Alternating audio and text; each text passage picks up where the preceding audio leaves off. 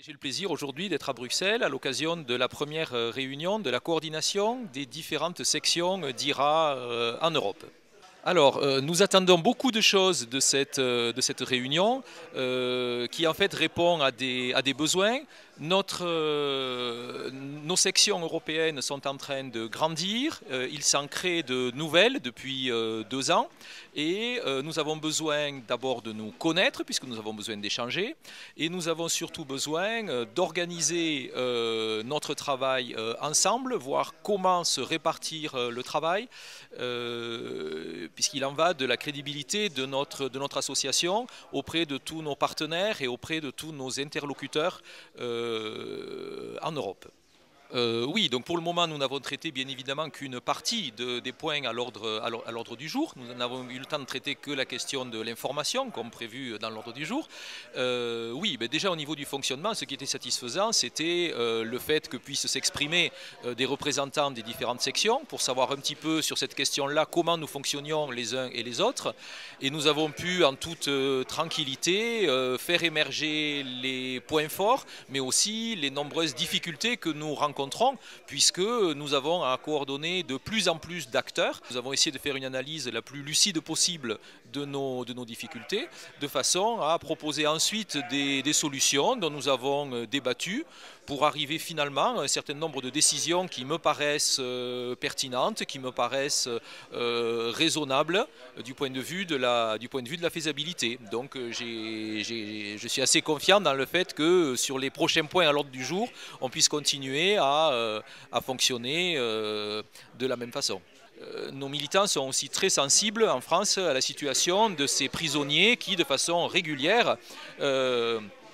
sont pénalisés à cause de leur engagement pour la défense des droits humains en Mauritanie. Parce qu'on se bat contre l'esclavage en Mauritanie, aujourd'hui on peut être emprisonné, on peut être torturé, on peut être éloigné de sa famille. Et là nous allons par exemple relayer auprès de nos militants l'action que nous trouvons très judicieuse de la grande fondation australienne Freedom United, qui lance donc une pétition pour défendre les 2 prisonniers d'Irak qui sont encore maintenus en prison dans ce bagne de Bir Mogren au fin fond du désert saharien à 1200 km de chez eux. Et donc voilà, Moussa Bilal Biram et Abdelahi Matala Salek qui en fait ont le tort d'avoir parlé contre l'esclavage. Et ils ont été victimes d'un procès particulièrement injuste où on leur a reproché des choses complètement injustes. Aucune preuve n'a pu être apportée contre les tentatives de rébellion violentes contre le gouvernement, alors qu'ils se contentent de participer à des manifestations pacifiques et qui se contentent de bénéficier de la liberté d'expression et de chercher à faire appliquer une loi qui est une loi mauritanienne qui criminalise l'esclavage. Donc ils se contentent en fait de chercher à faire appliquer la loi dans leur pays et pour ça ils écopent de prison, ils sont torturés. Donc là c'est un combat qui forcément réunit avec beaucoup de détermination de nombreux militants des droits humains. Alors, la première chose que j'ai envie de dire à notre ami Biram Dahabed, c'est d'abord de le saluer, de saluer son courage, son énergie et sa détermination sans faille dans un combat ô combien difficile. C'est bien justement sa détermination qui aussi nous soutient, nous, dans notre action, puisque nous sommes tous des militants des droits humains, nous avons tous envie de lutter contre l'esclavage, et c'est bien quand même la constance de Biram dans ce combat, la justesse de plusieurs de ses choix qui font que le mouvement peut se développer en Europe et peut convaincre des militants des droits humains de nous rejoindre. Donc ça c'est la première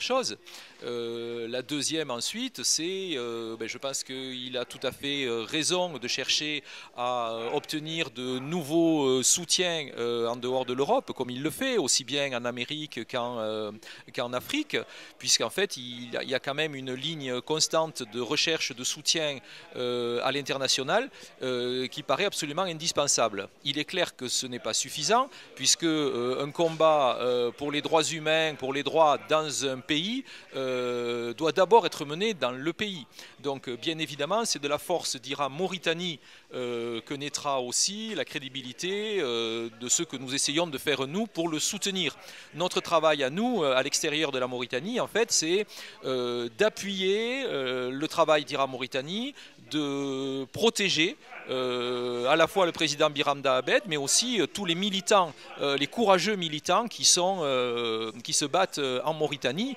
Nous, le travail que nous faisons, c'est principalement un travail de soutien à travers la médiatisation que nous essayons de faire de la situation en Mauritanie, de l'hypocrisie du gouvernement mauritanien, de toutes les manœuvres du gouvernement mauritanien, le harcèlement qui se fait jour contre les militants anti-esclavagistes. Nous, après, nous avons une crédibilité et nous pouvons donc rencontrer des partenaires, rencontrer d'autres associations, mais aussi aller au-devant de militants, puisque quand même nos associations sont en train de se développer et le discours de Biram Dahabed, les modalités d'action pacifistes mais absolument déterminées de Biram Dahabed sont un atout important dans les actions que nous essayons de mener nous. C'est-à-dire que quand on présente à des Français la situation en Mauritanie, la majorité des Français découvrent l'existence de l'esclavage en Mauritanie, ils n'y croient pas. Et quand ensuite on est capable de présenter Biram Dahabed, qui est particulièrement convaincant, qui a des arguments très forts, et qu'on peut en plus rajouter qu'il a obtenu une distinction extraordinaire à travers le prix des droits de l'homme de l'ONU en 2013, il est vrai que ça inspire le respect et les paroles que Biram prononce, ce que nous disons nous, a un poids qui est effectivement énorme. Nous devenons vraiment crédibles. Et c'est ce qui nous donne envie de continuer parce que on croit très fort que c'est à travers justement une bonne articulation entre le combat mené en Mauritanie, qui est très très difficile, et les actions que nous menons nous, de lobbying, qu'on peut faire avancer la situation.